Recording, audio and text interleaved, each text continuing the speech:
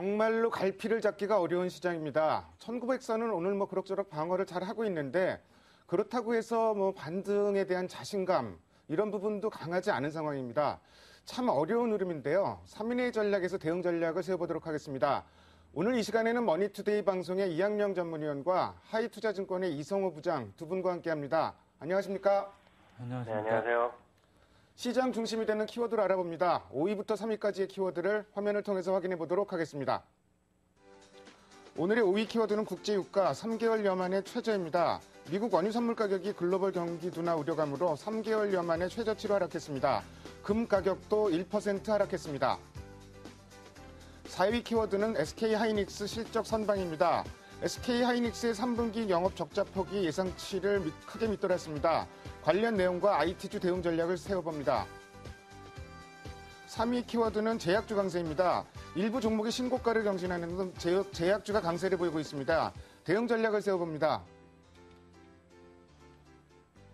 SK하이닉스 장 시작하면서 바로 실적을 발표했는데 예상치보다는 지금 좋은 거로 나오고 있습니다. 잠깐 표가 준비되어 있는데 표를 보면서 좀 말씀드리도록 하겠습니다.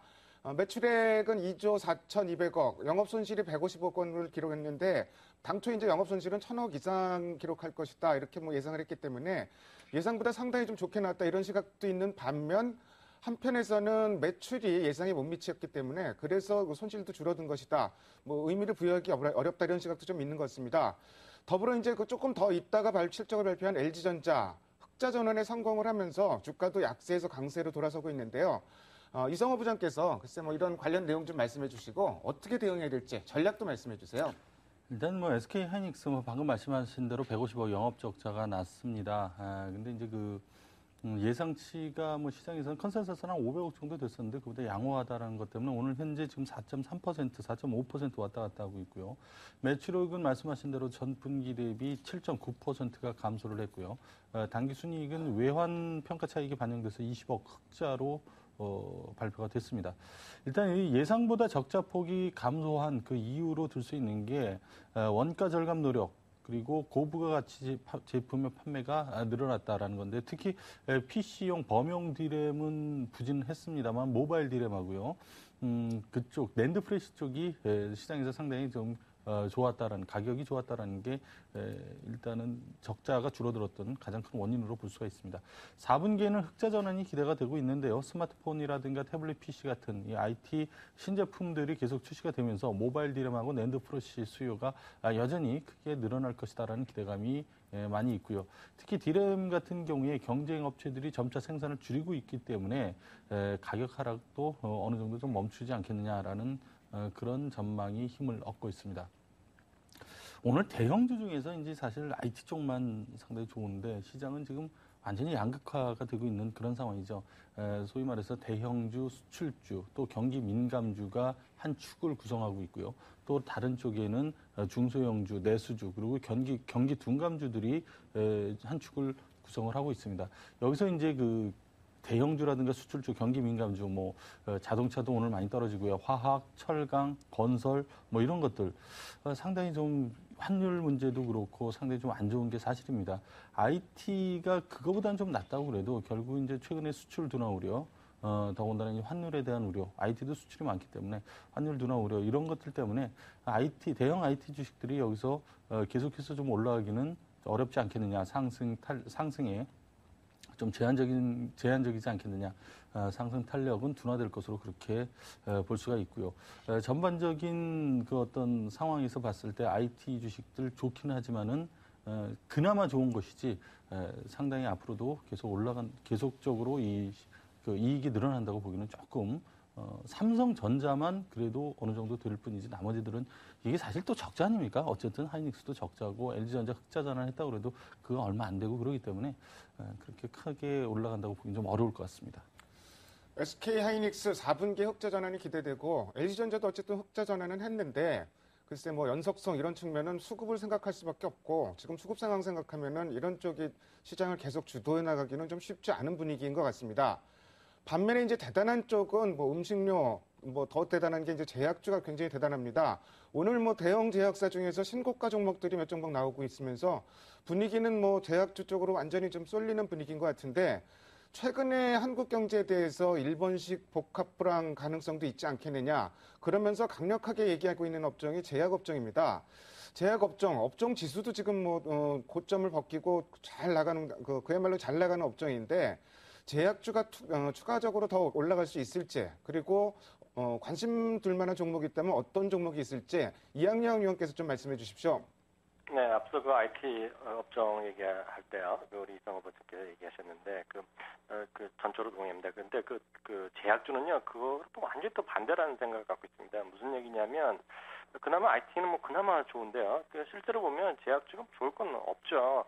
다만 지금은 시황이 딱 맞아 떨어질 뿐이죠. 종목이 뭐 갑자기 실적이 이렇게 연중 채우가 나갈 만큼 뭐 좋아지는 게 있느냐, 업종이 뭐 정말 좋아지는 게 있느냐 보면 뭐 뜬구름 잡는 얘기라는 생각을 갖고 있습니다. 물론 일본의 논리를 갖다 대는 것도 얼리면 말은 되죠. 잃어버린 10년 정말 무서울 정도의 불황이고요. 그러면서도 불구하고 결국 고령화 인구가 늘어나기 때문에 고령화 인구가 늘어나면 이제 뭐 많은 분들이 뭐 나이 연세가 드시면 똑같지만 상시 복용하는 약들이 많고요. 서구형 이제 그 질병들이 많아집니다. 서구형 질병의 특징이 정말 평생 먹는 약이 많아지는 것이고요. 비타민류 이런 영양제들이 많이 먹는다는 바로 그 논리인데요. 그 논리는 뭐 맞는 얘기죠. 다만 그것들이 이런 신고가를 가는 것이냐, 오늘 뭐 동아시아 이런 것들 16% 올라가고 이런 것을 설명할 수 있느냐는 것은 절단이라고 봅니다. 즉 지금은 그런 것들이 정말 좋아져서 갑자기 좋아서 그런 것이 아니라 종목이 아니라 업종이 아니라 바로 시황이 어렵다는 것 자체에 따라서 대안으로 올라가는 것들이 통신주 그리고 예를 들어서 그 음식료 같은 것들이요. 뭐 무조건 어떻게 어렵더라도 먹고 살아야 되는 데다가 환율까지 이렇게 워낙 강세 추세로 가니까 이런 것들이 좋아지는 것이고요. 그리고 이제 제약주 같은 얘기들이 대안으로서 되는 거죠. 이런 것들이 본질적으로 갑자기 KT나 LG 플러스가 갑자기 엄청나게 좋아지는 것이냐라는 것에 대해서는 그렇게 회의적 시각을 갖고 있습니다. 특히 이제 미국에 계속 말씀드리지만 미국의 대선이 11월 6일이라고 말씀드렸는데요. 그 전까지는 시장 자체가 큰 재미가 없을 겁니다. 올라가건 떨어지던 가든 뭐 혼조 장세가 지속될 거기 때문에요. 그럼 우리 시장도 마찬가지일 거고요. 그렇게 된다 그러면 그때까지 어떤 대안으로서는 설명이 충분히 가능하겠지만 시장의 주도다 어느 정도까지 갈 수 있다는 것에 대해서는 전 회의적인 시각을 갖고 있습니다. 굳이 따지자면 그 안에서 제약주를 말씀드린다면 뭐 그럴 기회가 있으면 내가 말씀드렸다시피 한미약품이 그나마 제일 그 말이 좀 된다는 생각을 갖고 있고요. 통신 쪽에서는 뭐 KT가 가장 무난하겠죠. 그리고 그 밖에 우리가 얘기하는 보수적인 방어적인 성격 중에서는 성장성까지 계속 꾸준하게 갖고 있고요. 수익성도 웬만한 것은 KTNG 정도가 아닌가 싶네요. 요새 시장에서 스토리란 말을 굉장히 좀 많이 씁니다. 아주 많이 회자되고 있는 말인데 이런 환경들이 있기 때문에 앞으로 이 회사, 이 업종은 굉장히 성장을 할 것이다. 이런 얘기들인데요. 이 얘기는 역설적으로 얘기하면은 현재 경기 상황이 나쁘기 때문에 미래를 미리 땡겨서 보는 좀 그런 기대감이 반영되고 있다. 이런 관점에서도 시장 어떤 종목 선택할 때는 글쎄 뭐 검증되지 않은 얘기들도 좀 많기 때문에 조금 주의할 필요는 있을 것 같습니다. 다음으로 오늘의 2위 키워드를 화면을 통해서 확인해 보도록 하겠습니다. 오늘의 2위 키워드는 뉴욕 증시 다시 급락입니다. 듀폰에 이어서 3M, 족족 실적 발표할 때마다 시장에 악재로 작용을 하고 있습니다. 시장에서 좀 기대를 걸었던 게 애플의 아이패드 미니 발표가 어떤 좀 이슈가 되지 않을까. 그런데 이슈가 거의 못 되고 상당히 좀 잠잠한 분위기입니다. 그러면서 뉴욕 증시는 급락을 했는데요. 이학영 의원께서 좀 관련 내용 좀 정리해 주세요.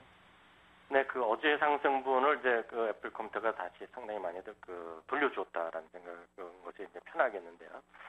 일단 그 팩트만 정리해 보면 당초 예상보다 많은 신제품을 발표했다는 것이 특징입니다. 아이패드 미니 거기다가 이제 13인치 맥북 프로 정도는 어느 정도 얘기는 됐는데요. 아이패드의 뉴 아이패드가 6개월 만에 단종됐죠. 그러고 나서 4세대가 나왔습니다. 그것도 뭐 전혀 예상했지 못한 것이고요. 아이맥이라고 이제 데스크탑에 대한 신형도 이제 더 작은 사이즈가 나왔다는 것. 그 정도이기 때문에 제품군의 그 베리에이션이라고 하는 여러 측면으로 나왔다는 것 자체에 대한 것은 분명히 호평을 받는 것에 분명하다 이렇게 말씀드릴 수 있겠습니다. 다만 오늘 주가 하락한 것은 워낙 또 그동안 어저께도 많이 올라갔기 때문에 그동안 그 어떤 어나운스먼트 이펙트, 즉 발표에 따른 어떤 차익 매물 심리가 충분히 어느 정도 나올 만한 것은 된다라는 생각 갖고 있습니다. 다만 이제 부정적으로 보는 사람들은요, 두 가지를 얘기합니다. 오늘 이제 329달러에 16기가의 아이패드 미니 가격이 나왔는데요. 그 경쟁작으로 얘기하는 이제 제일 많이 얘기하는 구글 넥서스가 260달러 정도이기 때문에 한 70달러 정도 가격 차이가 있다는 거죠. 그만큼 비싸다는 겁니다. 그리고 킨들파이는 비교 자체가 잘 안 되는데 그 비해서는 100달러 이상 비싼 가격이기 때문에 그에 대한 회의적인 시각이 있고요. 또 하나는 아이패드 미니와 기존의 그 아이패드 그리고 여러 가지 새로운 신제품들이 서로 상호 간섭 현상이 일어날 가능성이 있다는 것입니다. 그렇게 되면 아이패드의 확장이 아니라 그 안에서 싸우다 보면 비싼 것보다 싼 것이 팔려나가면 이익률이 좀 떨어진다는 부담이 있겠죠. 그렇지만 어떤 면에서 보면 329달러라는 그 가격 자체가요, 영업이익률을 좀 최소한 유지하기 위해서 어떤 고민도 있지 않았냐라는 긍정적인 시각이 있는 것도 사실입니다. 다만 이익률의 전반적인 하락 추세는 아이패드 미니가 얼마만큼 새로운 시장을 성장할 수 있을지에 달렸다라는 생각을 많은 전문가들이 하는 것 같습니다. 우스갯소리로 아침에도 잠시 말씀드렸다시피 7.9인치가 상당히 크기 때문에 그리고 휴대성을 강조했기 때문에 실제로 양복이라든가 재킷에 안쪽 주머니 안 들어가기 때문에 오히려 앞으로 양복의 안쪽 그 사이즈, 그 포켓의 사이즈가 커질 수 있기 때문에 양복 회사들이 호재라는 또 우스갯소리까지 있을 정도입니다. 여하튼 우리 시장에서 봐서 관련주들이 있다 그러면 역시 LG 디스플레이라든가요, SK 하이닉스 그리고 인터플렉스 등이 탑으로 가는 것이고요. 그 중에 탑픽을 고르자면 최근 현재는 역시 LG 디스플레이 수밖에 없습니다.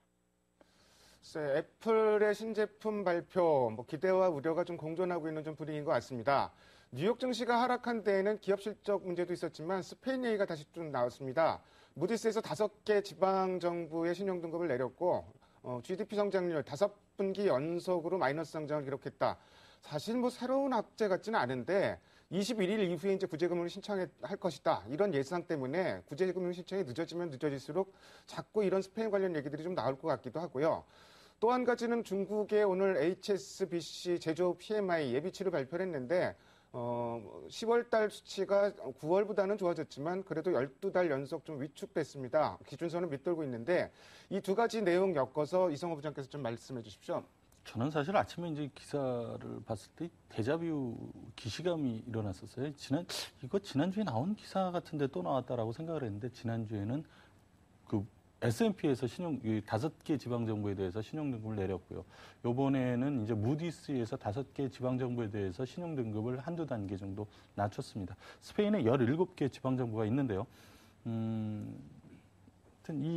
대부분 이 17 중에서 크고 중요한 그 지방정부에 대해서는 전부 다 정크 등급으로 신용등급이 떨어졌다라는 거고요.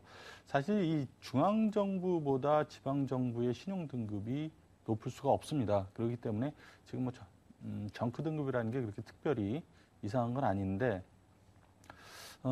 어찌 보면 당연하다라고 할 수가 있죠. 또 이제 그 발표된 것 중에 하나가 3분기 GDP가 마이너스 0.4%, 5분기 연속 마이너스를 기록했다라는 건데, 블룸버그 예상치는 마이너스 0.7%였습니다. 그래서 예상보다 좋았기 때문에 이것도 그렇게 큰 악재는 아닙니다. 어저께 또 스페인이 6개월 미만 단기 국채를 35억 유로를 선공리에 발행을 했고요. 그래서 스페인 문제가 특별히 악재로 작용해서 유럽 증시가 빠졌다라고 보기는 조금 문제가 있는 것 같습니다. 말씀하신 대로 전혀 새로운 내용도 아니고 구제금융도 지금 어느 정도 좀 자신이 있으니까 신청 안 하는 거 아니냐 그런 시각도 있고요. 다만 이제 유럽 증시가 많이 오른 것은 그동안 우리나라보다 미국 증시가 더 강했었는데 미국 증시보다 더 강한 게 유럽 증시였거든요. 유럽 증시가 너무 많이 올랐기 때문에 자연스러운 조정이 아닌가라고 그렇게 생각을 합니다. 그다음에 이제 중국 HSBC PMI 속보치가 발표가 됐는데 49.1입니다. 12개월 연속 기준치 50선을 밑돌아서 경기 위축세가 지속되고 있다라는 그런 결과를 보여줬습니다만은 지난달이 47.9일이었는데 이번 달에 49.1로 올랐단 말이죠. 지금 2달 연속 상승하고 있다.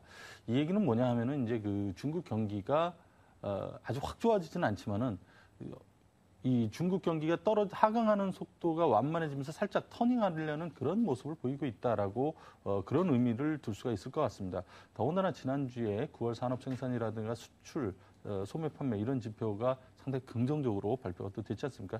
중국 경기가 점차 이제 회복 기조로 접어들고 아니냐라는 기대감을 키워주고 있다라고 생각이 듭니다. 사실 뭐 이성호 부장께서도 말씀하셨지만 스페인 관련해서 제가 아무리 봐도 이렇게 새로운 악재가 나온 것 같지는 않더라고요. 뭐 시장이 좀 많이 올랐기 때문에 좀 빠졌다 이렇게 해석하는 게 좀 타당할 것 같고요. 중국 같은 경우는 일단 뭐 9월 지표들이 좋게 났기 때문에 3분기 GDP 성장률이 뭐 예상치 7.4% 나온 이후에 적어도 4분기에는 회복될 것이다. 이런 기대감이 상당히 높은 것도 사실이고 주식 시장도 뭐 2,000포인트, 상해종합지수 2,000포인트가 장중에 깨졌었는데 지금은 거기서 좀 바닥을 본 게 아니냐 이런 공감대도 점차 좀 힘을 얻어가고 있는 분위기인 것 같습니다. 다음으로 오늘의 1위 키워드를 화면을 통해서 확인해 보도록 하겠습니다. 오늘의 1위 키워드는 장중 1900포인트 선 위협입니다. 1900선은 잘 지켜냈고요. 지금 낙폭은 아까 마감 60분 방송 시작할 때보다는 조금 더 크게 확대되고는 있습니다. 어쨌든 시장이 뭔가 불안불안하고 수급상으로도 잘 답이 안 나오는 시장인데 뭐 장 빠지니까 주식형 펀드로는 돈이 뭐 300억 정도가 들어왔습니다. 그리고 연기금도 개장 초반에는 주식을 팔다가 지금 좀 장세를 떠받치는 모양새가 나오고 있고 그렇지만 외국인들은 지금 넉 달 만에 10월 중에 아마 순매도로 전환이 될 것 같은데요. 이런 수급 상황 좀 이학영 의원께서 좀 정리해 주시고요. 대응 전략도 같이 말씀해 주십시오. 네, 그 최근 들어서 이렇게 미국 시장이 급락할 때마다요. 이론적으로는 1900 이하로 갈 수 있는 충분한 환경이 나오는데도 불구하고 그렇게 유지가 되는 것은 두 가지죠. 개인분들이 적극적으로 시장에 이제 그 저가에 한번 매수해보는 심리가 하나 있고요. 두 번째는 연기금의 시장에 대한 어떤 방어의 의지를 분명히 해주고 있다는 이 두 가지가 큰 역할을 하고 있습니다. 다만 이제 외국인의 이런 엄청난 규모의 오늘도 3,700억, 연말 종가까지 4,500억 내지 5,000억 가까이 매도가 나올 가능성이 큰데요.